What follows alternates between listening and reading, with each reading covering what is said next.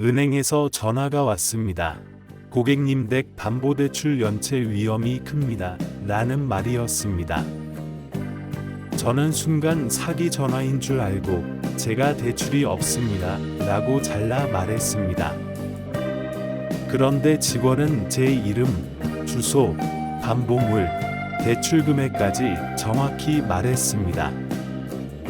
그때부터 손끝이 차가워지고 목이 마르기 시작했습니다. 담보 제공자 본인 동의가 확인돼 실행된 건입니다. 라는 말이 뒤따랐습니다. 저는 무슨 동의냐고 따졌고 직원은 서류상 절차는 끝났다고 했습니다. 그리고 마지막으로 신청자는 아드님으로 확인됩니다. 라고 말했습니다. 그 한 문장에 귀가 멍해지고 숨이 턱 막혔습니다. 제가 평생 지켜온 집이 제 의지와 상관없이 흔들리고 있었습니다. 여러분이라면 그 순간 먼저 아들에게 전화하시겠습니까? 아니면 은행부터 달려가시겠습니까? 저는 휴대폰을 쥔 손이 떨려 화면을 제대로 누르지도 못했습니다.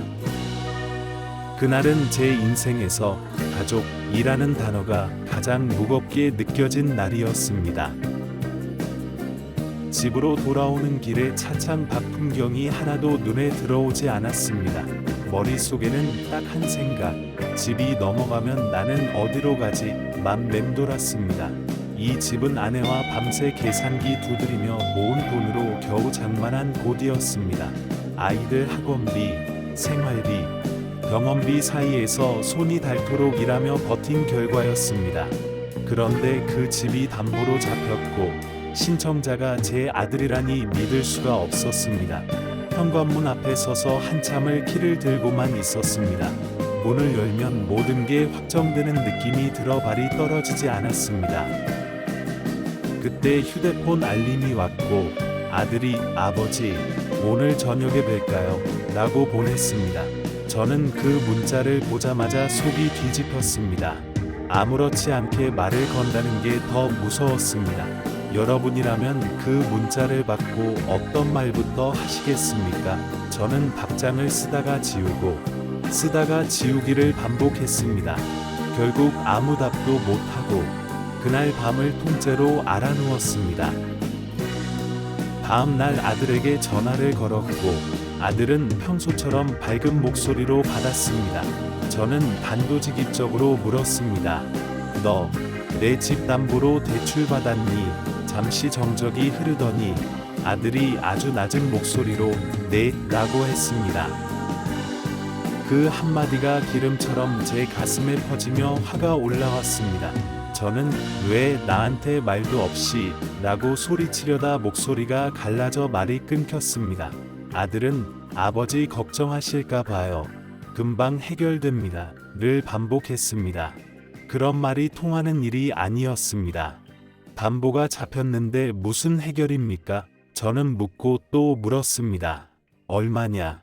어디에 썼냐? 언제 갚을 거냐? 아들은 정확한 금액을 말하지 못했고 지금 상황이 좀 이라며 얼버무렸습니다. 그때 저는 알았습니다. 이건 잠깐이 아니라 끝까지 갈 수 있는 일이라는 거요. 여러분이라면 이 순간 자식의 말을 믿고 기다리시겠습니까? 아니면 바로 조치를 취하시겠습니까? 저는 전화를 끊고 곧장 은행으로 갈 준비를 했습니다. 더는 미룰 수 없었습니다. 은행 창고에서 서류를 받는 순간 제가 알고 있던 숫자보다 훨씬 큰 금액이 적혀 있었습니다. 그걸 보는 순간 다리가 풀려 의자에 털썩 주저앉았습니다. 직원은 이자만 밀려도 절차가 진행될 수 있습니다. 라고 조용히 말했습니다. 저는 눈앞이 캄캄해졌고 숨을 크게 들이마셔도 가슴이 답답했습니다. 본인 확인은 어떤 방식으로 했습니까? 라고 묻자 직원은 전자동의 절차를 설명했습니다. 제 명의로 인증이 됐고 서류는 모두 정상적으로 처리됐다고 했습니다. 저는 그 말을 듣고 더 무서워졌습니다. 내 이름은 이렇게 쉽게 쓰일 수 있다는 뜻이니까요. 그 자리에서 아들을 다시 불렀고 그날 저녁 은행 근처에서 만나자고 했습니다. 약속 장소로 가는 동안 저는 마음속에서 수십 번 결심을 바꿨습니다. 이건 범죄다 라는 생각과 그래도 내 자식이다 라는 생각이 서로 싸웠습니다. 여러분이라면 이 둘 중 어디에 손을 들어주시겠습니까? 법입니까? 가족입니까? 저는 답을 못 낸 채 약속 장소에 도착했습니다. 그리고 그날 더 큰 얘기를 듣게 됩니다. 아들은 자리에 앉자마자 고개를 숙이고 죄송합니다 만 반복했습니다. 저는 사과보다 사실이 먼저라서 왜 그랬냐, 어디에 썼냐를 다시 물었습니다. 아들은 처음엔 사업이 꼬였습니다 라고만 했고 구체적인 말을 피했습니다. 제가 사업이면 사업, 정확히 말해라 라고 압박하자 아들이 결국 털어놨습니다. 그 돈의 일부가 사업이 아니라 누군가의 빚을 막기 위해 들어갔다는 말이었습니다. 저는 순간 멈칫했고 사업 실패보다 더 위험한 냄새가 났습니다. 사기냐? 라고 묻자 아들은 눈을 피했고 그 침묵이 대답이었습니다. 그때 저는 이 문제가 단순한 돈 문제가 아니라 우리 가족이 휘말린 구조라는 걸 직감했습니다. 여러분이라면 이 상황에서 당장 신고하자 하시겠습니까? 아니면 조용히 덮으시겠습니까? 그래서 그 자리에서 딱 한 가지를 선언했습니다. 지금부터는 내 방식대로 한다. 그날 집으로 돌아와 저는 제 통장을 전부 펼쳐놓고 계산을 시작했습니다. 노후자금과 생활비, 비상금까지 어디까지 쓸 수 있는지 냉정하게 정리했습니다. 자식 때문에 내 노후를 다 태우면 결국 둘 다 무너진다는 걸 잘 알고 있었습니다. 그래서 저는 도와줄 범위를 집을 지키는 선까지만 정했습니다. 그리고 아들에게 조건을 걸어 모든 거래 내역과 연락 기록을 공개하라고 했습니다. 아들은 처음엔 망설였지만 제가 단호하게 말하자 결국 멈췄습니다. 여러분도 기억하셔야 합니다. 위기 때는 감정이 아니라 조건이 사람을 살립니다. 저는 은행과 상환 일정 재조정을 협의했고 연체 위험 구간을 먼저 정리했습니다.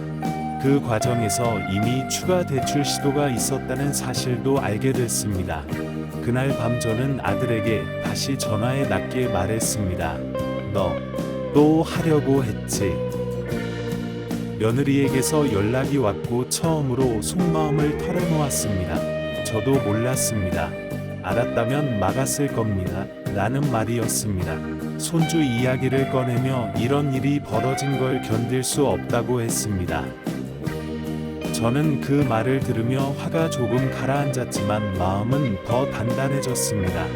가족을 지키려면 감정에 끌려가선 안 된다는 걸 다시 느꼈습니다.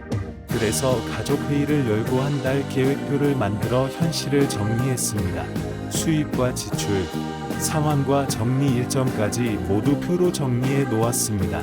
아들은 그제야 울면서 저는 무서웠습니다. 라고 말했습니다. 여러분이라면 그 순간 다독이시겠습니까? 아니면 단호해지시겠습니까? 저는 결국 말했습니다. 무서우면 더더욱 말했어야 한다. 문제는 시간이 지나면서 더 분명해졌습니다. 아들이 잘못한 건 돈이 아니라 숨긴 것이었습니다. 돈은 다시 벌 수도 있지만 신뢰는 한 번 깨지면 아주 오래 갑니다. 저는 아들의 휴대폰에 들어가라고 한 게 아니라 기록을 내놓으라고 했습니다. 누구와 어떤 약속을 했고 어떤 말에 흔들렸는지 알아야 끊을 수 있기 때문입니다. 기록을 보는 순간 저는 손이 또 떨렸습니다. 수상한 연락이 너무 많았습니다. 그중 몇 개는 마지막, 이번만, 지금 아니면 끝 같은 말로 아들을 몰아붙이고 있었습니다. 저는 그 문장을 보는 순간 이게 돈 문제가 아니라 심리적으로 조종당한 상황이라는 걸 확신했습니다.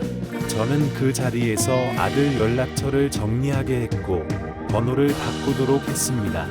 그리고 단호하게 말했습니다. 내가 지키려던 체면 때문에 집이 넘어갈 뻔했다.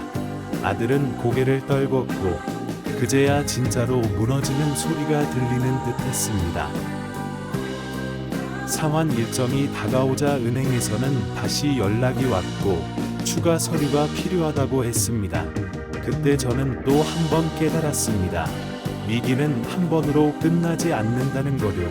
그래서 저는 제 명의 전체를 점검하며 추가 문제를 맡기로 했습니다. 통장, 카드, 인증, 보험, 부동산까지 하나씩 확인했습니다. 그 과정에서 제 명의로 개설된 낯선 계정을 발견했고 심장이 내려앉았습니다. 아들에게 묻자 결국 인정했고 누군가의 지시에 따라 만든 것이었습니다. 저는 더 이상 가족 내부 문제가 아니라 외부 개입이라는 걸 알게 됐습니다. 저는 결국 끊어내기로 했고 상담과 신고 절차를 동시에 진행했습니다. 아들은 두려워했지만 저는 말했습니다. 두려울수록 밖으로 끌어내야 산다. 그날 이후 상황은 조금씩 정리되기 시작했고 숨을 고를 수 있었습니다. 시간이 지나며 집은 아직 제 이름으로 지켜냈고 가장 큰 불은 껐습니다. 하지만 저는 예전과 다른 사람이 되었고 이제는 지켜야 할 선을 알게 됐습니다. 가족을 위한다는 이유로 내 삶을 전부 태우면 결국 누구도 살지 못합니다. 저는 아들에게 다시는 제 이름을 함부로 쓰지 말라고 분명히 말했습니다. 그리고 제 명의 관리는 앞으로 제가 직접 하겠다고 선언했습니다. 아들은 처음엔 상처받은 듯했지만 시간이 지나며 오히려 안도하는 눈치였습니다. 여러분도 혹시 자식이 흔들리고 있다면 미리 선을 그어주셔야 합니다. 그날부터 저는 매달 한 번 제 명의와 재산을 점검하는 습관을 만들었습니다. 그리고 가족에게 말했습니다. 우리 집은 누구의 도구가 아니다. 그 말 한마디가 제 마음을 다시 단단하게 세워주었습니다. 혹시 지금 이 이야기가 남의 일처럼 들리지 않으시는 분도 계실 겁니다. 자식 문제는 밖에서는 말 못합니다. 말하는 순간 내가 부끄러워지는 기분이 들기 때문입니다. 하지만 숨길수록 커지고 덮을수록 깊어집니다. 저는 그걸 뼈저리게 배웠습니다. 자식이 잘못한 게 있다면 바로 잡아야 하고 그걸 부모가 해야 할 때도 있습니다. 도와주지 말라는 말이 아닙니다. 도와주되 조건과 기록이 있어야 합니다. 감정으로만 움직이면 그 감정이 결국 빚이 되어 돌아옵니다. 여러분이라면 자식이 미안해요 라고만 할 때 거기서 멈추시겠습니까? 아니면 무엇이 어떻게 됐는지 끝까지 확인하시겠습니까? 저는 끝까지 확인했고 그게 우리 집을 살렸습니다. 부모가 무너지면 가족도 쉽게 무너집니다. 그건 경험해 본 사람만 압니다. 오늘 이야기를 들으시고 마음이 찔리셨다면 그건 이미 신호입니다. 지금이라도 한번 점검해 보십시오. 늦기 전에요. 지금도 저는 가끔 아들의 얼굴을 볼 때 마음이 복잡해집니다. 미워서가 아니라 내가 믿었던 방식이 틀릴 수 있다는 걸 알았기 때문입니다. 그래도 한 가지는 분명합니다. 그날 은행 전화가 제 인생을 바꿨습니다. 집을 지킨 것도 중요했지만 더 큰 건 제 삶의 기준을 다시 세운 겁니다. 가족은 함께 가야 하지만 함께 무너져서는 안 됩니다. 그래서 부모는 마지막까지 자신의 이름과 삶을 지켜야 합니다. 혹시 비슷한 상황에 계시다면 혼자 끙끙 앓지 마십시오. 당장 할 수 있는 것부터 하시면 됩니다. 명예 점검부터 시작하십시오. 그리고 가족과도 말을 꺼내십시오. 숨기지 말고 조건을 세우십시오. 저는 그 한 걸음이 결국 집과 가족을 살렸다고 믿습니다. 지금 바로 한 가지부터 확인하십시오. 다음 영상도 놓치지 마세요.